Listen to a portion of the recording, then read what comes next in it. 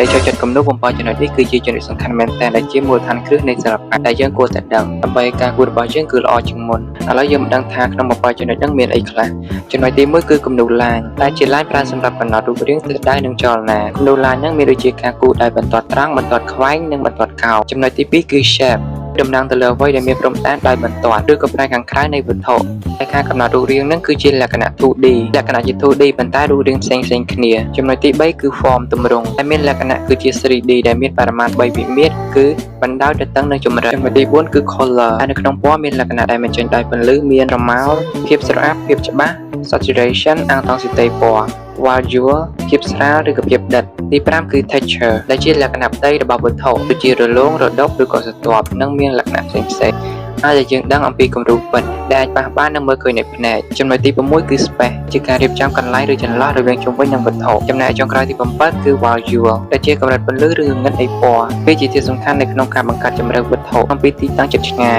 ថ្ងៃនេះគឺមានតែប៉ុណ្ណឹងបើមានកំហុសឆ្គងឆ្គងត្រង់ណាសូមអធិស្ឋាននិងកែលម្អឲ្យផងនេះជា username Telegram របស់ខ្ញុំចង់សួរព័ត៌មានអីអាចតាក់ទងមកបាន